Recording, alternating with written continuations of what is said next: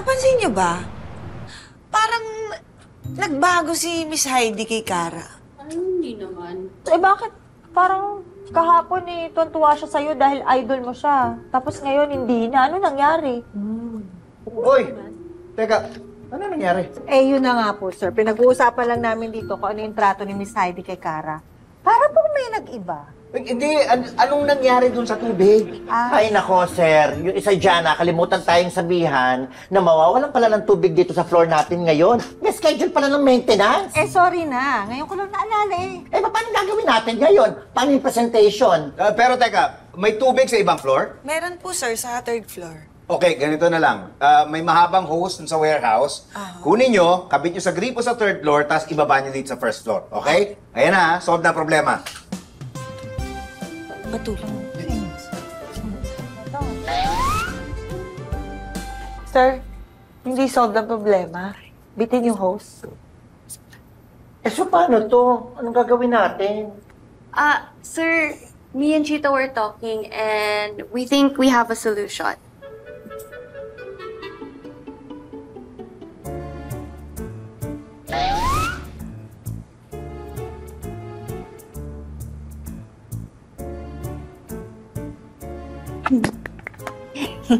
Mas mabilis tayo makakatapos at makaipon ng tubig kung magtutulungan.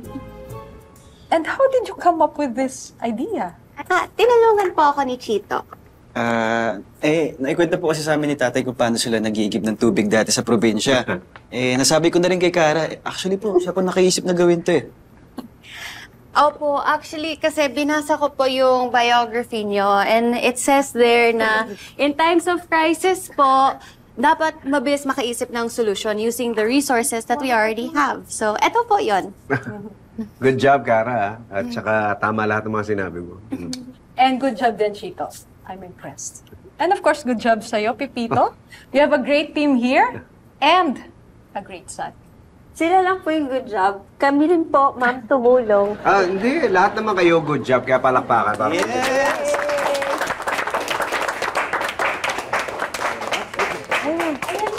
Oh, dumating ka pa. Sige na, dali mo na yan doon. Parang good job ka rin. Oo na. Uy!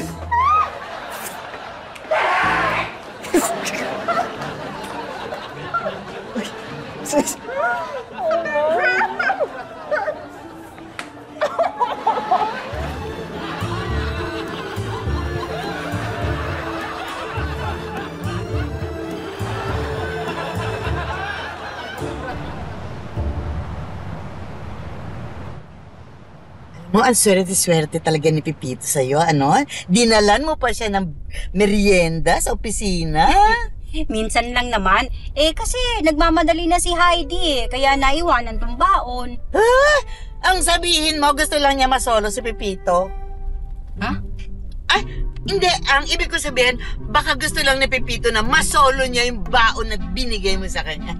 Hindi yan ang sinabi mo. Ano ibig mo sabihin? Gusto niyang masolo si Pito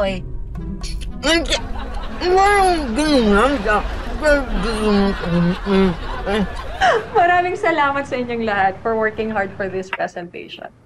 Even if it did not go according to plan, nagawa niyo naman ang solusyon. Something I truly admire. So thank you, Kara, Chito, sa inyong lahat. And of course, Pepito, maraming salamat. Wala naman. Thank you. Salamat. Pitoy. Uy, ano ginagawa mo dito? Dinala ko yung pagkain mo. Talaga? Ano kami sandali? Bakit?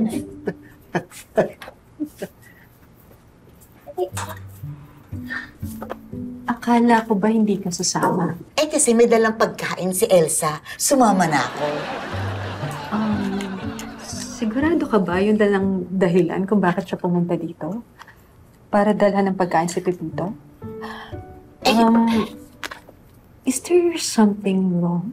Walang ganun. Sino naman nagsabing may gusto sa akin si Heidi? Si Mimi nga, sinabi mismo sa kanya. Oo nga, sinabi ko yun. Pero hindi yun ang ibig kong sabihin. Akala ko ba sabi mo gusto mo makadate ang isang manaloto? Anong ibig sabihin nun? Malay ko, ako lang ba manaloto dito? O ano, alam nga namang kay Chito ang magkagusto? Ano? May gusto ka kay Chito? Mimi! Ever since na iniwan ako ng asawa ko for a younger woman, siguro naging curious lang ako kung ano yung feeling ng may makadate na mas bata sa akin. And it so happened, andyan si Chito, kaya... Si Chito. Sayang. Joke lang. Joke lang. Heidi, hindi sa kine-question ko yung agwat ng edad nyo, no? Pero, hindi ba hindi maganda yung magkagusto ka kay Chito? Kasi, alam mo naman, di ba na may girlfriend siya? Yes, I know. And I'm sorry. Alam nyo, I love working with PM Mineral for this project. But I guess this will be too awkward for me to continue. Sigurado ka dyan? Yes. Kasi, nakakahiya kay Chito. Anong sasabihin ni Chito? Diba? Hindi, sige. Kami na lang kakausap kay Chito at saka kay Kara. Pero alam mo, sayang yung, yung clean water project mo. In case magbago yung isip mo, huwag ka mag-alala. Andito lang kami. Ha? Thank you. But, sorry. Siguro ito na yung end ng partnership natin. If you know what I mean. Teka muna. Hindi na tuloy yung project? Teka, paano yung commission ko? Nako, alam mo, Mimi, sa negosyo, no project, no commission. You know what I mean.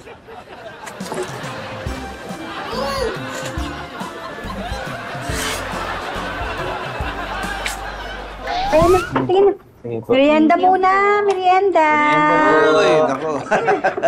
Ay, thank you. Bigla ka na pasugod. O bakit? Ganun talaga. Eh, siyempre nag-aalala ako sa'yo. Naku, iba naman yung nag-aalala sa nagsiselos. Uy, ikaw, hindi ka ba nagselos nung sinabi sa amin ni Miss Heidi na may gusto siya sa akin?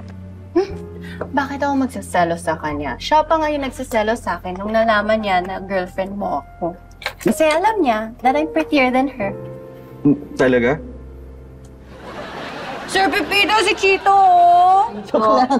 Joke lang Oo nga, tsaka Kara, di ba sabi ko sa'yo, huwag mo na akong tatawaging sir. Tawagin mo na ako sir pag nasa office tayo. Ay, pero sir, nasa office nga po tayo. Oo nga, no? Tawagin mo na akong Sir Tito. Kumain na kayo! Kayo Sir Tito, ha? Alam mo na. Coffee na. Alam nyo, sa trabaho, hindi lang abilidad ang importante. Mahalaga rin yung pakikisama at pakikipagkapwa-tao. Kahit gaano ka kagaling, kahit gaano ka katalino, walang susunod sa'yo kung iba direksyon mo sa mga kasama mo. Hindi naman masamang sumabay sa iba, lalo na kung hindi naman mali yung ginagawa nila. Mas gagaan nga yung trabaho pag meron ka mga kasama. Kaya huwag mo na pabigatin, lalo na kung mag-isa ka. Basta ang layunin nyo, iisa, lahat matatapos, kahit ano magagawa. Getting all your Kapuso shows has never been this affordable. Subscribe to the GMA Pinoy Pack on YouTube TV for only $14.99 a month. Watch GMA Pinoy TV, GMA Live TV, and GMA News TV anytime, anywhere.